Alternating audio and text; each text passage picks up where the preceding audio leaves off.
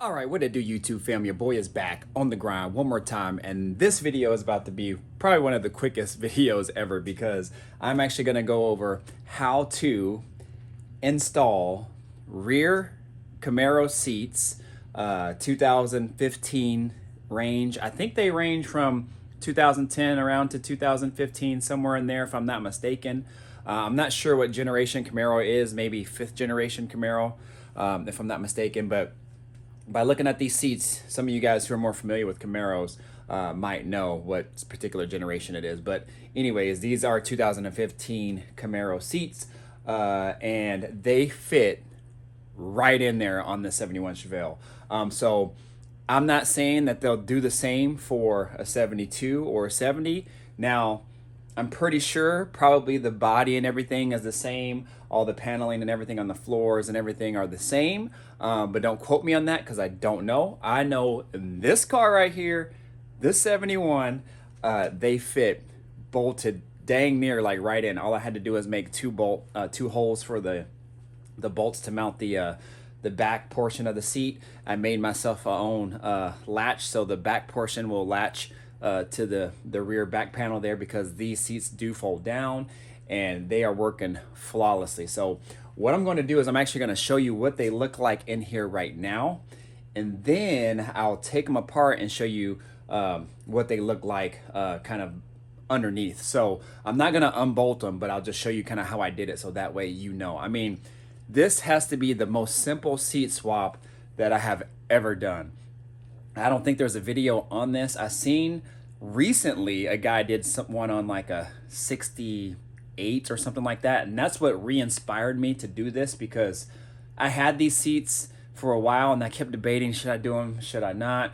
I knew I was gonna have to make the front bucket seats work for this car, which was a pain in the butt, and I didn't want to go through the hassle of doing these rear seats. I have a set of original seats that I was actually going to recover and just throw them back there, because I wouldn't have the hassle with installing aftermarket seats or from another car doing a seat swap. But man, I'm glad I saw that video because this inspired me to do so. And I had heard that it was somewhat simple, because I heard from one other guy that he just pretty much just put them in and they fit perfectly. And I think he has a 71 as well too. So, but there's no videos on it. There's nothing on it that I've seen. So this isn't going to be a step-by-step, but it doesn't have to be a step-by-step because this swap was super easy, and I'm going to show you right now. All right, you guys, so what you're looking at is a 71 Chevelle. If you guys didn't know, I am restoring a 71 Chevelle. It's on jack stands right now because I am doing some works to the brakes, and I had to make or modify new brake lines and all that. So I pretty much all got that done now. Now I just have to bleed the brakes. But anyways, this is in regards to the seats. And man, look how they look back there. Man, those look pretty good. Now, the only issues with these is they are a little bit more narrow. So you will have to make some filler pieces right here. I did put the armrest in, and the armrest actually sits about right here. So you probably would have to have either a filler piece made right here or just deal with it. It's only about an inch between here and the panel, the armrest. But here is where you're gonna have to get creative. I'm actually going to do a cardboard template of a filler piece, and I'm going to send it to my buddies, the Griffin brothers, so they can just make one for me, and that should be good to go there. So that's the only thing that you have to do, but literally that's pretty simple considering how these seats look back there. I mean, look at these guys. This is a Camaro seat, and that is a BMW seat, and they look like they pretty much go together. So with that being said, I'm going to show you what was done to get these seats in, and I'll just give you just a little bit more of a look, kind of what they look like. Now, those seatbelt buckles or snaps, I won't be using those. I'll actually will just use regular seatbelts that go in this car for a number of different reasons. I won't really get into it too much, but basically the way I have them mounted in, they aren't reinforced very well, because you'll see when I take the seat off, but those buckles are tied to a brace that goes all the way along the bottom. And in the center portion, there's a hole for a bolt that you can actually bolt that portion down to the floor, and then there's two bolt holes here and here on that same brace. And I'm pretty sure on the Camaro, those locations probably have some type of reinforcement for the seat, so that way if there was an accident and there was somebody in the back seat and they were buckled in, then they would be good to go. On this car, not so much, just because all I did was drill through sheet metal and there is no additional reinforcement in there. So that's why I'm going to go ahead and use the original seat belt locations for this car and the seat belts as well. What I actually thought about doing, and I still might, I'm not real sure, is I actually was thinking about modifying those, like maybe leaving them there and just making those like USB ports to kind of charge your phone. So I don't know, I'd have to get creative if I want to do that, but what I'll do for right now is probably take them out and then just go ahead and put my seat belts in there, and then I'll be good to go. But you guys stay tuned for that. That'd be a pretty cool mod if I can figure it out. These seats do fold down, and I'll show you guys that right now. So this latch here is fully functional. All you gotta do is pull it and it opens and it folds down. Man, and what I had to do is, this is actually a hood latch for I don't even remember what it's for. I think it's for like a SUV, like a truck or a Suburban or something like that. I actually came across it when I was looking for just different like door strikers and latches and things like that. The original door striker that I got from Amazon didn't work, so I had to send that back. Considering this as a backup, and O'Reilly's had to order it for me from their distribution center, it was there in like a day. Went and picked it up, and I was like, oh man, this could work. And sure enough, it worked. And all I had to do was grind this down, because this was too fat. If you guys can kind of see how it's ground down, and I kind of like shaped it where it's like more thinner in the middle, so that way that latch right here will grab it a little bit better. But it's pretty much perfect, you guys. It's the almost the correct length of the original one, just by looking at pictures. And I just bolted it in. So what I did was I used a riv nut, and I drilled a hole, put the riv nut in, and then put my bolt here. And then I just used a sheet metal screw for the bottom because of this angle here. And I didn't know if a riv nut would fit in there, but this actually worked out better because I had to use a spacer in the back behind it. Because if I didn't use a spacer and I screwed this all the way down, then the angle would have been off and it wouldn't have latched on there. So that sheet metal screw actually ended up doing me better. The only thing that I had to do with this is, because of this bolt head right here, I think on the original Camaro these were welded in. Well, this head is not there, so when I was trying to close it, it wouldn't connect. And what I found out was right here it was hitting, and it kept leaving a mark there, so I figured that's why it wouldn't connect. So what I did is I shaved that down a little bit with a little Dremel tool, and then sure enough, it closes and it stays in. So yeah, it's good to go there. But man, look at that, look at that. So what I'll do now is I'll take the bottom seat out, and then I'll show you guys what it looks like and how I hooked it up to the back of the car here. All right, you guys, here we go. So the bottom seat is out, and here is what I was talking about, that brace, that whole brace here that goes from one side to the other. Well, that's what the seat belts are connected to. And then on the Camaro, there's a retractable seat belt that's hooked up to, I think, the floor of the Camaro, and so that's what actually connects to the other end there of the seat belt. So what I'll do is I'll just tap into my normal seat belt hole here and there. If you guys probably can't see it, but it's under there, and I'll just feed them through the seat holes there and on this side, and then I should be good to go for now until I kind of figure out what I want to do with that. But as you guys can see, you can see that brace here that was probably shaped to the tunnel of the original Camaro. And you can kind of see I put a little marking there, so that way if I wanted to drill a hole there just for extra support that I could. But I figured out that I really won't need it because I'm not going to be using those seat belts there, so I really won't need that.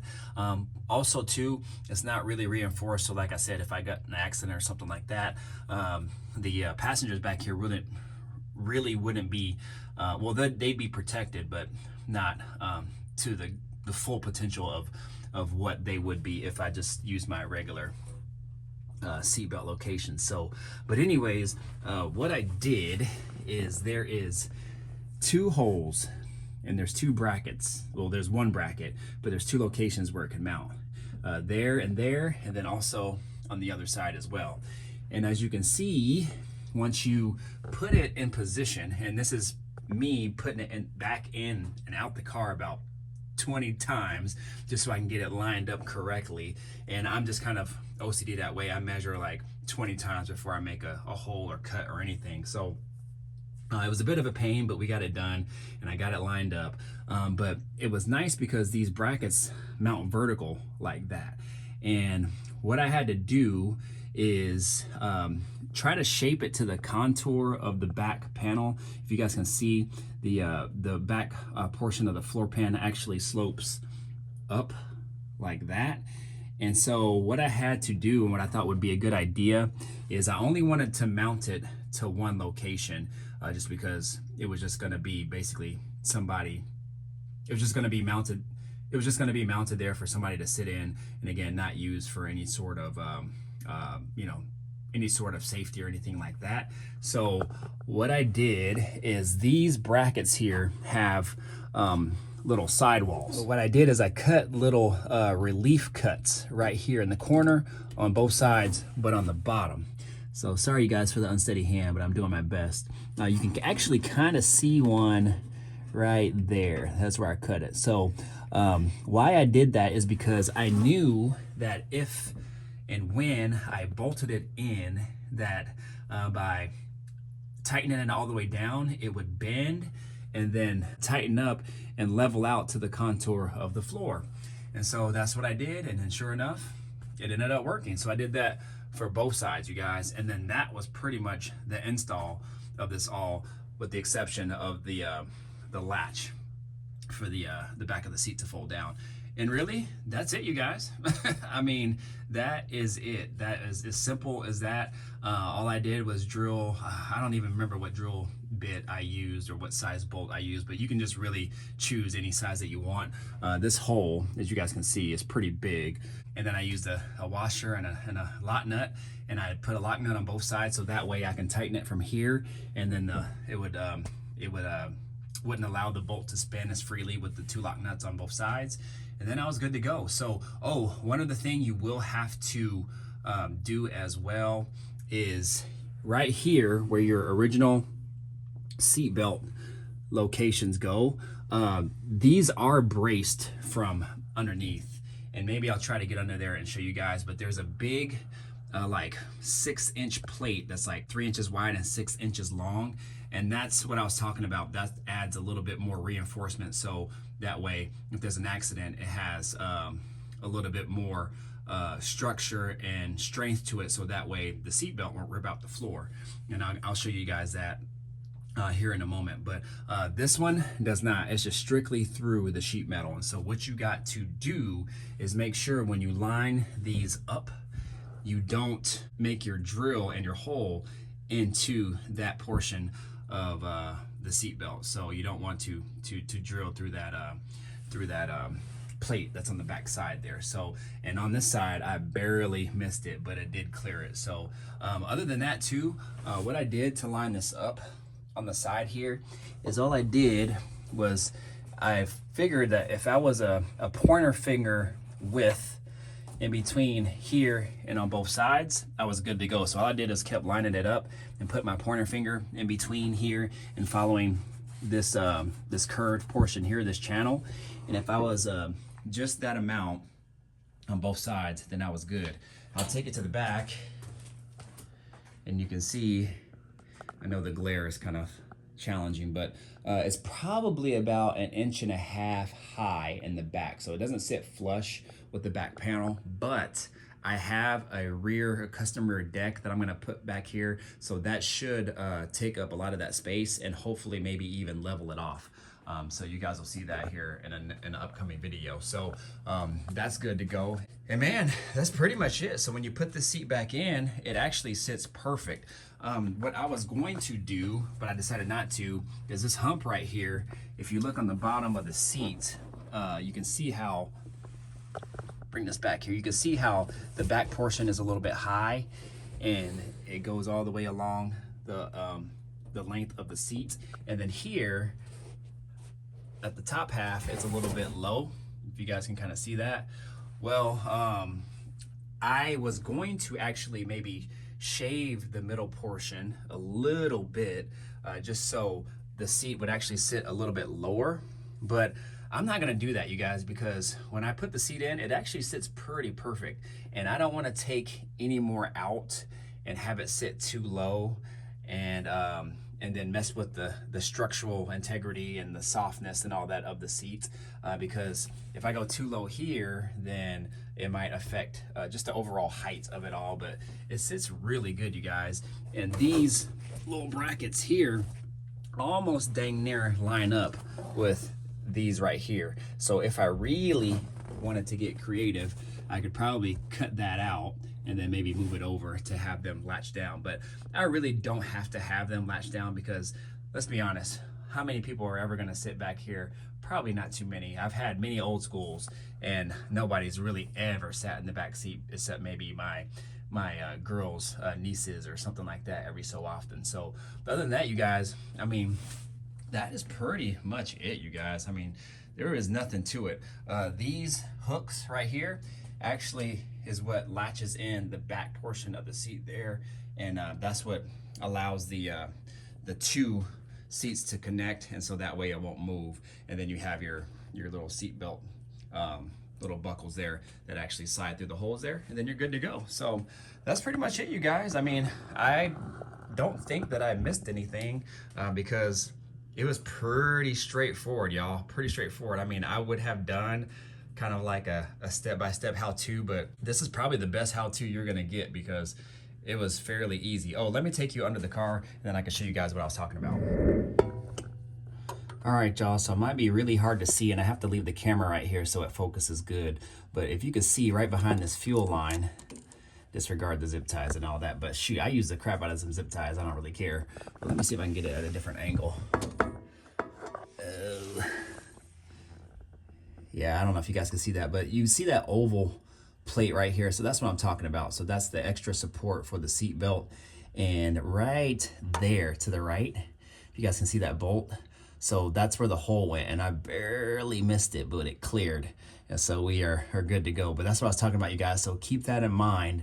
You have that seat belt hole structure here that you want to miss and not try to drill through. You might have a hard time drilling through it if you run into it. So if you do, you'll probably know. So then you'll probably have to just go ahead and move the seat over or make a new hole. So that's what I was talking about there. So make sure you guys keep that in mind. And I actually cleared on the other side by about 1 inch or so, but this one was pretty tight, but we made it work. But yeah, you guys, that was pretty much it. It was really simple. I am happy with how that turned out. And man, it's gonna look really good in there. So these seats, the only thing that I wish is they were black, because I think what they're considered is charcoal.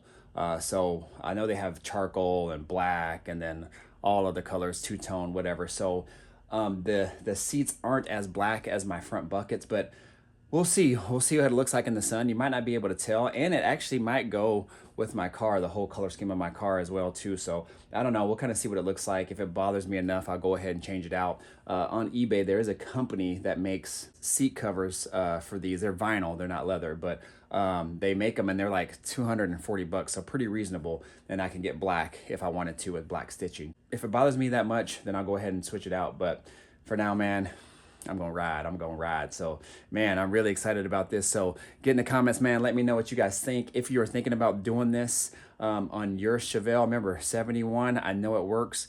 72 could be the same. 70 might be the same. I can't speak for other A-bodies, but this was a pretty straightforward install for the most part. And I don't think I forgot about anything else. So man, oh man, I'm really happy about this. I'm really excited about that rear seat fold down function as well, man. That way, if I put any tunes in the trunk, I'll be able to lower that back seat and then I can hear them that much more. So, or if I just want to hear that exhaust, that rumbling a little bit more, I can do that too. But anyways, get in the comments, let me know what you guys think, man. This car's coming along. Hopefully I'll be driving this car this weekend, you guys. I just got to bleed the brakes, do other couple things, and man, we might be hitting the block real quick. So anyways, you guys know what to do. Like, comment, subscribe, share, do all that good stuff, y'all. My name is Mr. Griffin 23. This is the end of my day, so I'm gonna go ahead and get in the house, eat, chill with my girl, and I'll see you guys on the next video. Let's get it.